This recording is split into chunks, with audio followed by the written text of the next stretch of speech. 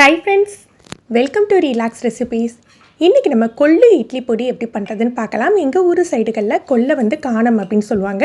இது ரைஸுக்குள்ள பொடி இல்லைங்க, இட்லி தோசைக்கு யூஸ் பண்ணக்கூடிய பொடி. ரொம்ப அருமையாக இருக்கும். அரை கப் அளவுக்கு கொள்ளு எடுத்திருக்கேன். இது ப்ரௌன் கலரில் இருக்கக்கூடிய கொள்ளு, கருப்பு கலர்லேயும் உங்களுக்கு கொள்ளு கிடைக்கும். கிராமில் பார்த்தீங்கன்னா 100 கிராம் அளவுக்கு இருக்குது. இதை முதல்ல வறுத்துக்கலாம். கொள்ளை வறுக்கிறதுக்கு நம்ம எண்ணெய் சேர்க்க வேண்டாம். தீயை மிதமாக வச்சுட்டு கைவிடாமல் வறுத்து எடுத்துக்கணும். நல்ல செவந்து வரும், அந்தளவுக்கு நம்ம வறுத்துக்கணும். பொதுவாக கொள்ளு இதெல்லாம் நம்ம மொத்தமாக வாங்கியில் பார்த்தீங்கன்னா அதில் கல்லெல்லாம் இருக்கும், அதனால் க்ளீன் பண்ணிட்டு தான் வறுத்துக்கணும். இப்போ வர்ற பாக்கெட்டில் வர்ற கொள்ளில் உங்களுக்கு க்ளீனாக தான் இருக்குது, நம்ம டேரெக்டாக யூஸ் பண்ணிடலாம்.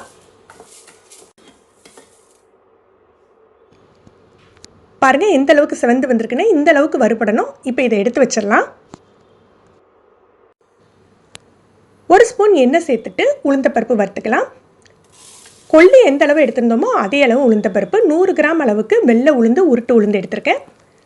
கொள்ளு இட்லி பொடிக்கு பார்த்தீங்கன்னா கருப்பு உளுந்தோட வெள்ளை உளுந்து ரொம்ப நல்லாயிருக்கும். இதையும் கைவிடாமல் தான் வறுத்துக்கணும். அப்போ தான் ஒன்று போல் உங்களுக்கு வறுபட்டு வரும், நல்ல செவந்து வரணும். நல்ல செவந்துட்டு கலர் பாருங்கள் எந்த அளவுக்கு சேஞ்ச் ஆகிருக்குன்னு. இப்போ இதையும் எடுத்து வச்சிடலாம்.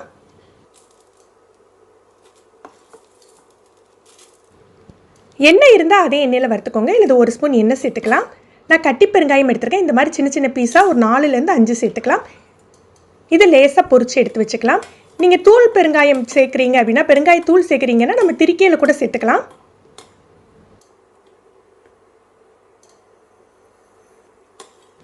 இன்றைக்கி நான் எடுத்திருந்த 100 கிராம் கொள்ளு, 100 கிராம் உளுந்த பருப்புக்கு பார்த்தீங்கன்னா 20 வத்தல், நீல மிளகாய் வத்தல் 20 சேர்த்துக்கிறேன். வறுக்கையில் நம்ம காம்போடு சேர்த்துக்கலாம். வறுத்து எடுத்த பிறகு திரிக்கையில் காம்பை எடுத்துகிட்டு திரிச்சிக்கலாம்.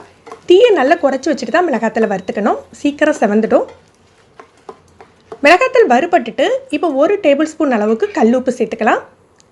கல்லுப்பு ரொம்ப நேரம் வறுக்கணும் இல்லை, அந்த வத்தலோட சூட்லேயே அது வறுபட்டுரும். லேசாக ஒரு வறுப்பு வறுத்துட்டு நம்ம எடுத்து வச்சிடலாம். நம்ம பொடி உப்பு சேர்க்குறதா இருந்தால் டேரெக்டாக நம்ம திரிக்கையிலேயே சேர்த்துக்கலாம். ஒரு 2 கைப்பிடி அளவுக்கு கருவேப்பிலை எடுத்துருக்கேன். இதையும் நல்லா வறுத்துக்கணும். தீயை நல்லா லோ பண்ணி வச்சுட்டு நம்ம வறுத்து எடுத்துக்கலாம். இதுவும் எண்ணெய் விட்டு தான் வறுத்துக்கணும்.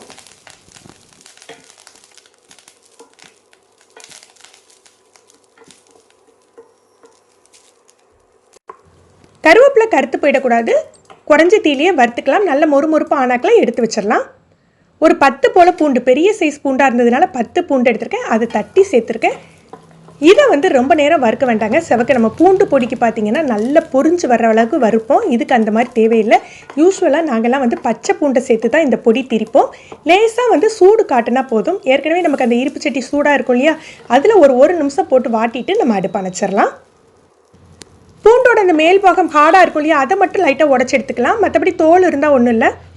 இதெல்லாம் நல்லா ஆறிட்டு, பூண்டையும் கருவேப்பிலையும் நம்ம முதல்ல திரிக்கக்கூடாது. கொள்ளு, உளுந்தப்பருப்பு, மிளகாய் வத்தல் இதெல்லாம் முதல்ல சேர்த்து குறைன்னு உடச்சி எடுத்துக்கணும்.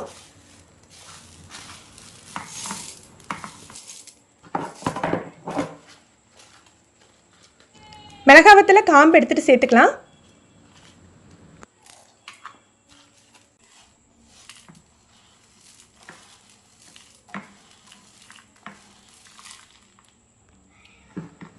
பருப்பெல்லாம் இந்த மாதிரி திரிச்ச பிறகு நம்ம கடைசியாக பூண்டு கருவேப்பிலையும் சேர்த்து திரிச்சிக்கலாம். இப்படி திரிச்சா தான் உங்களுக்கு வாசம் தூக்கலாக இருக்கும்.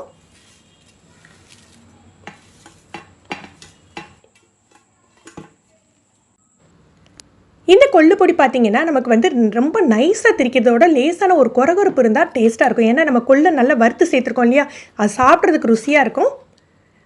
இதே நம்ம சாதத்துக்கு செய்கிற கொள்ளு பொடி அப்படின்னா அதுக்கு நம்ம பருப்பெல்லாம் சேர்த்து செய்வோம். அது இன்னொரு வீடியோவில் நம்ம விளக்கமாக பார்க்கலாம்.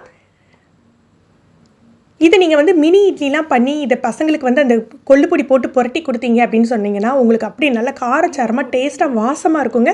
ஃப்ரெண்ட்ஸ், நீங்களும் இந்த ரெசிபி ட்ரை பண்ணி பாருங்கள், எப்படி இருந்ததுன்னு சொல்லுங்கள். இந்த வீடியோ உங்களுக்கு பிடிச்சிருந்ததுன்னா லைக் பண்ணி ஷேர் பண்ணுங்கள். நீங்கள் நம்ம சேனலுக்கு புதுசுன்னா மறக்காமல் ரிலாக்ஸ் ரெசிபி சப்ஸ்கிரைப் பண்ணிக்கோங்க. கீழே உள்ள பெல் பட்டனில் நீங்கள் ஆளுங்கிற ஆப்ஷன் செலக்ட் பண்ணி வச்சுக்கிட்டிங்கன்னா நம்ம சேனலில் வீடியோக்கள் போட்ட உடனே உங்களுக்கு நோட்டிஃபிகேஷன் கிடைக்கும். தேங்க்யூ.